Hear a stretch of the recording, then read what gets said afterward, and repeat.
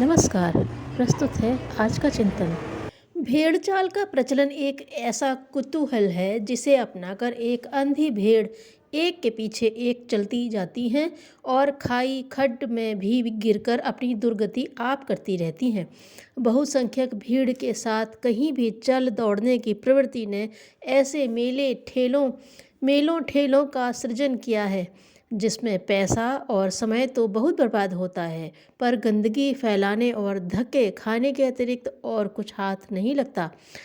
नशेबाजी को ही लें, उसमें किसी को भी कुछ भी किसी प्रकार का भी कोई लाभ नहीं है, पर तथाकथित बड़ों की देखा देखी करते हुए छोटे भी उसी आदत को अपनाने लगते हैं और हर दृष्टि से घाटे ही घाटे में रहते हैं। पर उस अनुकरण की प्रवृत्ति को क्या कहा जाए जो विवेक को उभरने ही नहीं देती। मूढ़ मान्यताएं, कुरीतियाँ, अंध परंपराएं, अवांछनीयताएं इसी प्रकार चली और बढ़ी हैं। उनके कारण अहित भी कम नहीं हुआ है।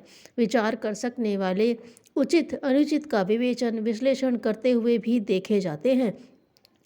अवांछनीयता के विरुद्ध वे जब तब कुछ कहते हुए भी सुने जाते हैं।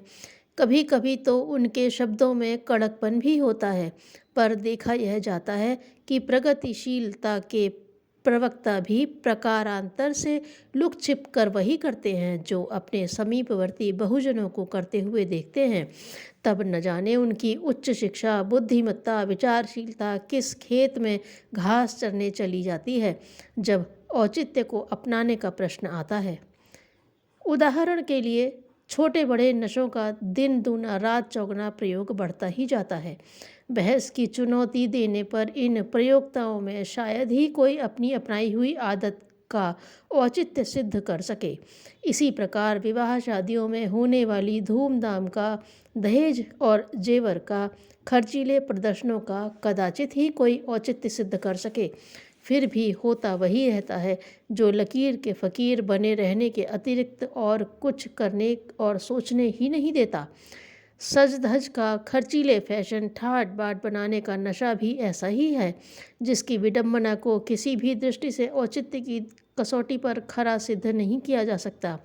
कौन वस्तुतः कितना संपन्न है और किसकी हैसियत सज धज में कितनी फूकने की है, इसे परिचित लोगों में से प्रायः सभी जानते हैं।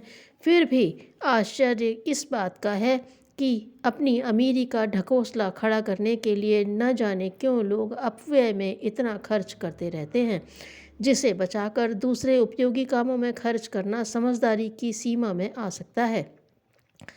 मनुष्य को बुद्धिमान कहने में कोई अत्युक्ति नहीं, क्योंकि उसने कमाई के प्रपंच के इतने तरीके खोज निकाले हैं कि उसके लिए साधारण बुद्धि से काम नहीं चल सकता। एक दूसरे को भ्रमित करने और ठगने की कला भी अब इतनी विकसित हो गई है कि उसके प्रयोक्ताओं को ना समझ कहने की यकायक हिम्मत ही नहीं पड़ती। बड़प्पन भले ही वास्तविक अर्थों में पास न फटकता हो, पर उसे दूसरे पर रौब गांठने के लिए लोग बुरी तरह प्रयोग करते हैं कि गतिविधियों में से अधिकांश को हेय स्तर का ही ठहराया जा सकता है। पर क्या किया जाए, प्रचलन तो प्रचलन ठहरा। अच्छाइयों का अनुसरण करने की भले ही हिम्मत न पड़े, पर बुराइयों को सीखने और अपनाने के लिए वह अपनी तत्परता एवं चतुरता का परिचय पग पग पर पल पल पर देता रहता है। इस समूचे प्रपंच को बुद्धिमत्ता कहा जाए या मूर्खता, इसका निर्णय भी ठीक प्रकार बन नहीं पड़ता। यह बहुमत की जीत होने का जमाना है। अधिकांश लोग जीवन में जो कुछ करते हैं उसे झुठलाया कैसे जाए। दूसरी ओर यह भी सोच उभरता है कि इस संसार में मक्खी, मच्छरों, कीट पतंगों की इतनी बड़ी संख्या है कि उनकी तुलना में मनुष्यों की गणना तो सहायकों में भी नहीं हो सकती। ऐसी दशा में उन्हीं की प्रभुता का यशगान किस प्रकार एवं किस से किया जाए। गंभीरतापूर्वक देखने और सोचने से ऐसा कुछ प्रतीत होता है कि समझदारों के ऊपर नासमझी सवार हो गई है और बहुसंख्यों को सीधा रास्ता छोड़कर उल्टे पैर चल पड़ने की ऊत सूझ रही है। लाभ के स्थान पर हानि ही अर्जित कर रहे हैं। तात्कालिक लाभ के लिए, भविष्य को अंधकारमय बनाने के लिए जाल में जा फंसने वाली मछलियों और चिड़ियों की तरह अपनी दुर्गति करते देखे जाते हैं।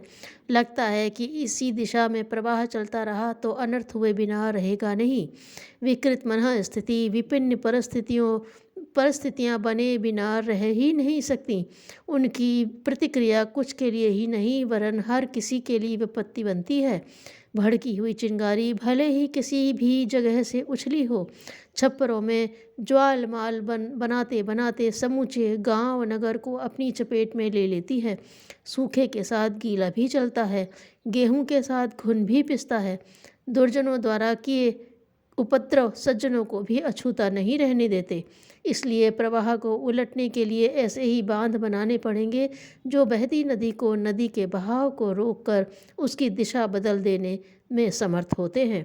सुधार परिष्कार की दिशा में इतने बड़े प्रयत्न करने होंगे जैसे कि बादल बरसते और आग जैसी तपती जमीन को जल भंडार से भरते और नए सिरे से नई हरियाली उगाते हैं।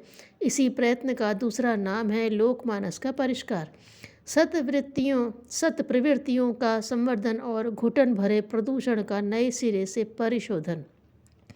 इसकी आरंभिक तैयारी इस प्रकार हो सकती है कि जन जन को विचार विकृतियों के कारण उत्पन्न हो रही विनाश विभीषिकाओं से अवगत कराया जाए और उन्हें तर्क तथ्य प्रमाण उदाहरण प्रस्तुत करते हुए इस बात के लिए सहमत किया जाए कि वर्तमान प्रचलनों का, आदतों का, मान्यताओं का नए सिरे से आकलन किया जाए और उनमें से जो औचित्य की कसौटी पर खोटा निकलता है उसे जाली सिक्के की तरह सदा सर्वदा के लिए विनष्ट कर दिया जाए। इसी समूची प्रक्रिया को यदि सार संक्षेप में कहना हो तो विचार क्रांति के रूप में इसका उल्लेख किया जा सकता है, जनमानस के परिशोधन के रूप में भी।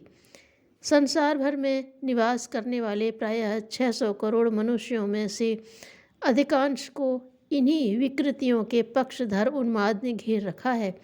उनकी आकृतियों में तो कोई बड़ा अंतर नहीं दिखता, पर इतना जरूर प्रतीत होता है कि मानसिकता की प्रवृत्ति विचारधारा ही बुरी तरह गड़बड़ा गई है। इसका आत्यंतिक समाधान तो विश्व नियंता की सत्ता ही प्रस्तुत करेगी, पर संसार के मूर्धन्य जनों को भी इतना तो करना ही चाहिए कि दिग्भ्रांतों का सही मार्गदर्शन करने के लिए अनुरोध भी करें और उन पर दबाव भी डालें। लुहार और सुनार की दुकानें आमने सामने थीं। उनमें लोहे और सोने को दिन भर कुटाई होती।